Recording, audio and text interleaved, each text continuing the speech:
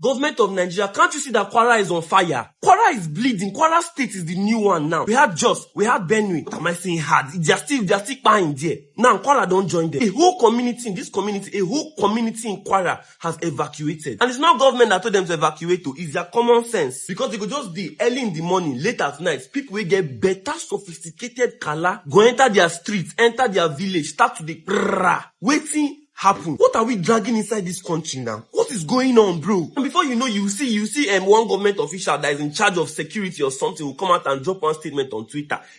Our heart goes out to the family. Oh, go and do your job. Now, because you never do your family, now why you feel you do this thing when they do? This woman that you're seeing here, she dey cry for that video. That video don't go viral since yesterday. People don't send and give me tire. She dey cry for that video because her husband and her husband brother, they just spied them. They were allegedly coming back from a journey. When they stopped them, blast them, finish, still carry some people inside that motor enter bush. The family of those people now go here now. In a country that has a functioning military system, bro. That's why the typical Nigerian, when they see police, they go just start to the vex. Because cases like this where they supposed to be inside bush, they chase all these criminals. They no go do them. They go they city, they chase Yahoo boys. It's a very sad situation. No? And if you they watch this video, you go see them as entertainment. Just they pray may no do person where they close to you. What kind of now what?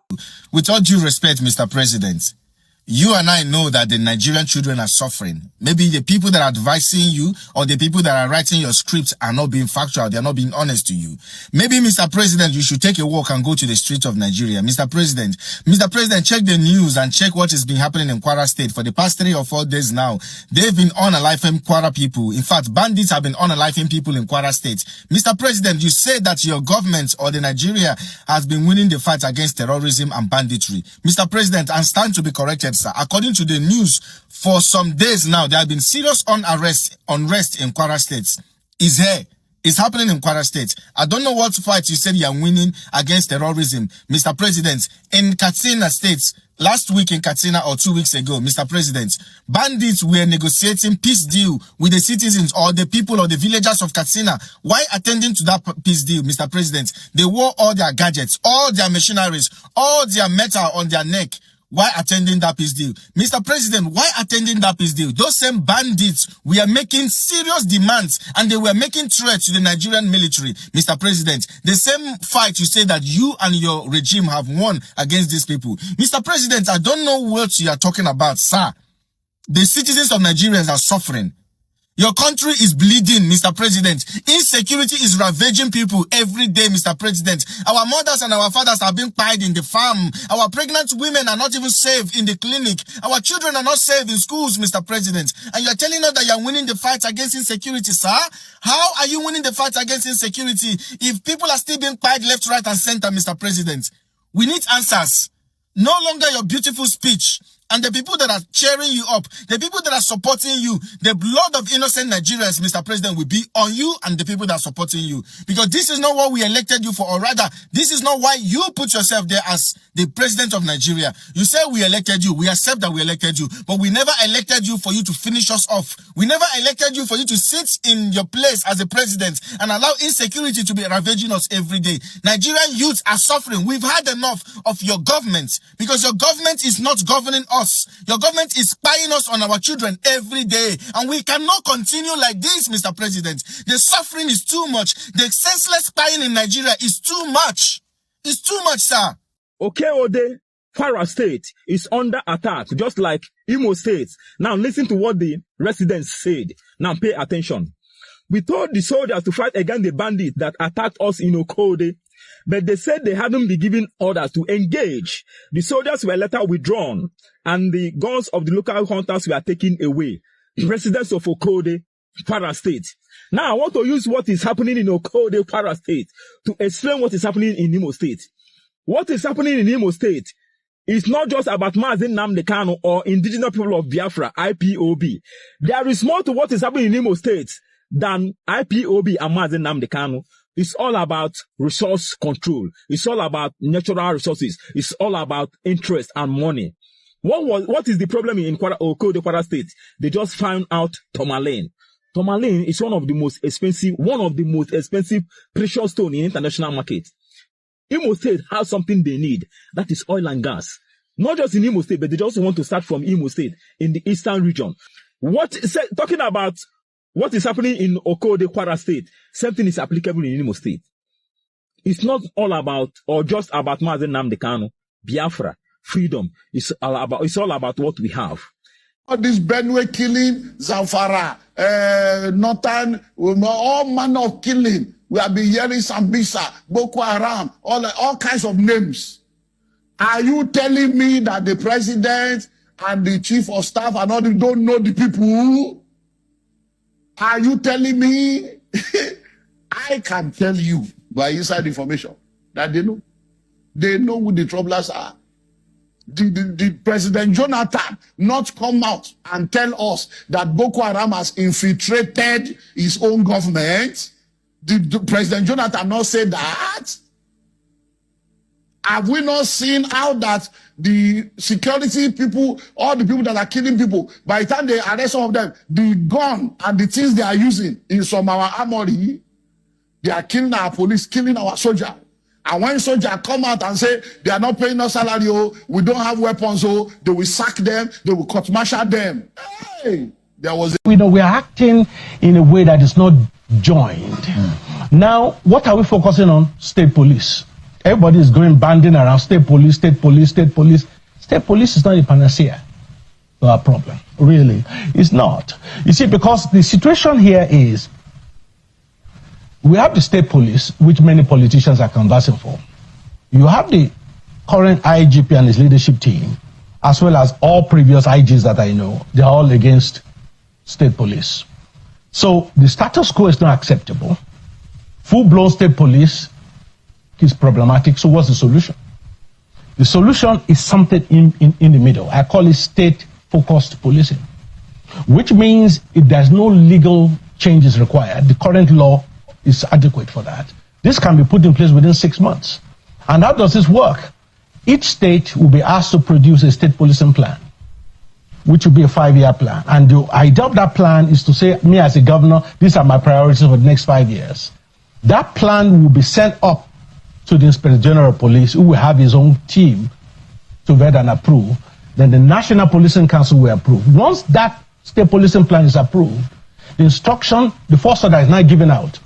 Any instruction by the governor of a state to the CP that is within the purview of that state policing plan must be obeyed without reference to Abuja. Guys, migrant Fulani headers in Kwara State has been mobilized with AK-47 to go and tackle insecurity. Now, Kwara people say no. How can they mobilize the migrants, Fulani headers to fight the insecurity, knowing fully well that the same insecurity they are suffering are the same Fulani headsmen?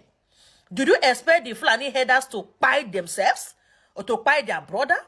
So according to Sahara reporters this morning, Bororos, which are Fulani, migrant Fulani headers in Kwara State, has been mobilized by Kwara State Governor and also Tinubu National Security Advisor Ribadu to fight insecurity.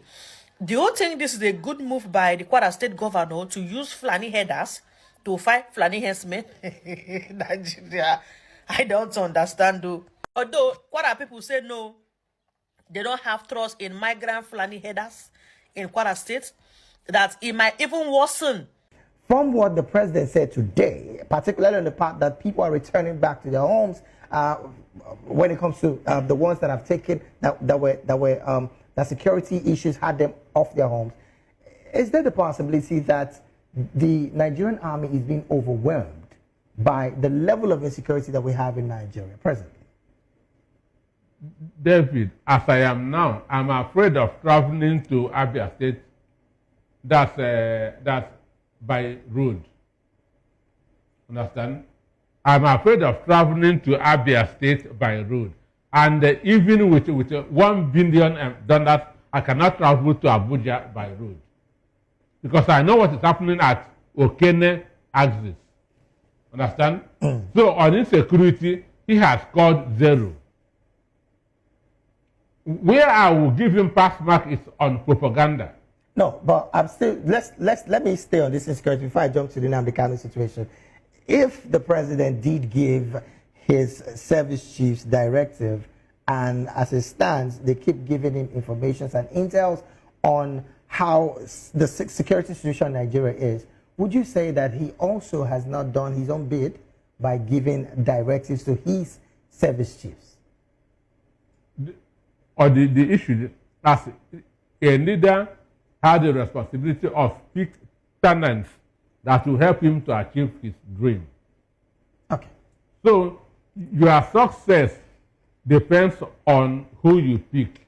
But if you pick based on sentiment, if you pick based on nepotism, that is what you are going to In 30 get. seconds, Doctor, how can the president do better going forward on the part of security?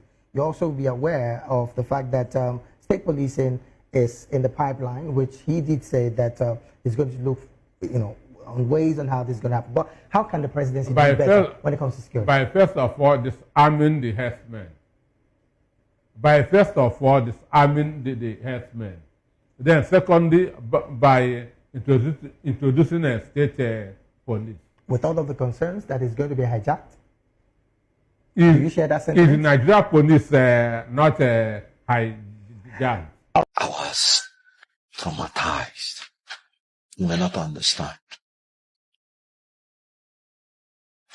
One man that lost his child said, losing a child is like somebody pulling your tooth without analgesics.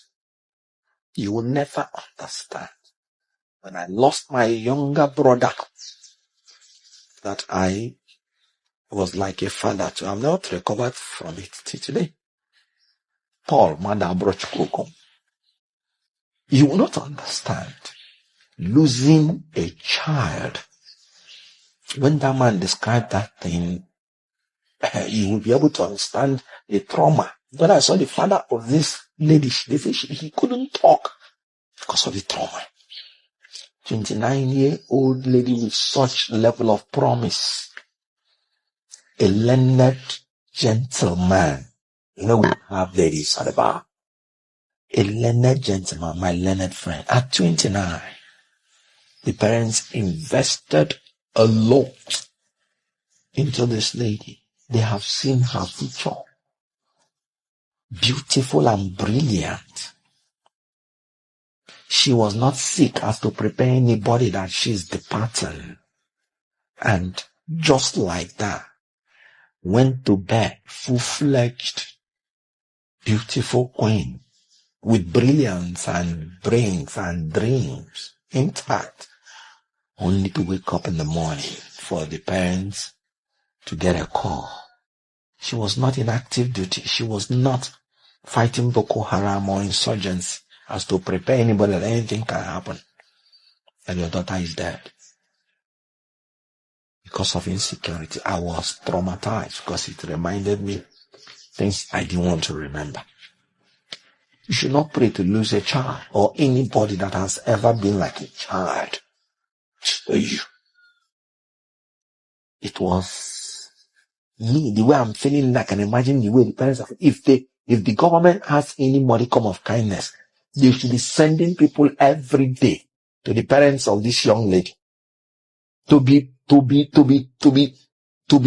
psychologists, to be making them to understand that life has not ended, because they might be thinking that they might lose interest in this life. 29 years, such a paragon, such a beauty, such a brilliant field, because there are certain jobs you can only do when you're brilliant, because everybody's watching you. It was a very ugly experience. May I use this opportunity to extend my heartfelt condolences to the family of Somto Chukwumadwagu. Some year. It's heartbreaking. And I'm a public affairs analyst.